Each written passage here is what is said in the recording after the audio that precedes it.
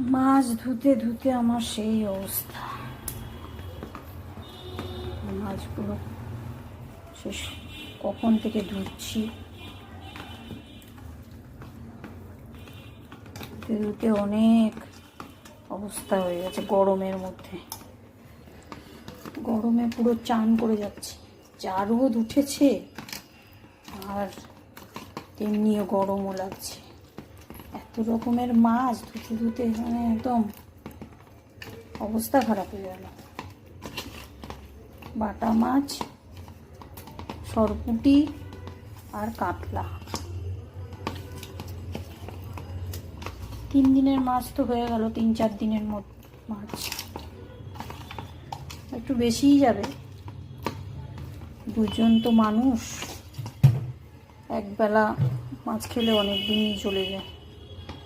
আজকাল একবেলাই খাই, একবেলা রাত্রেবেলায় রুটি খেয়ে নিই।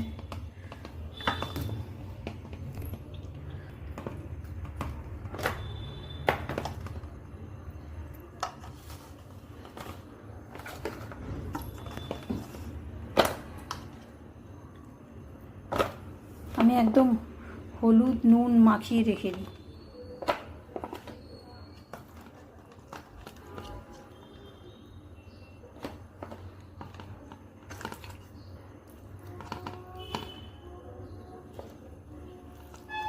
সরপুঁটি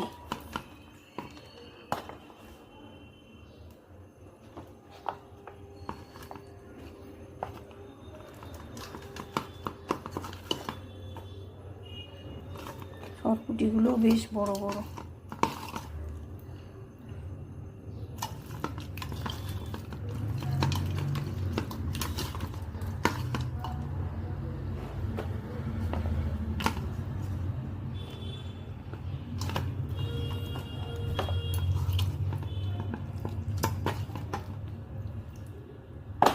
হাফ মাথা এনেছে, অনেক 3 কেজির মাছ ছিল, 1.5 কেজি এনেছে।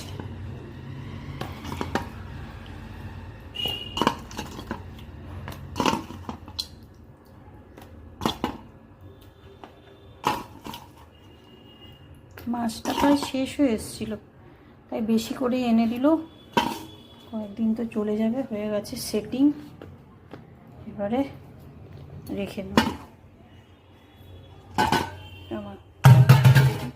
এই চললাম ফ্রিজে ঢোকাতে,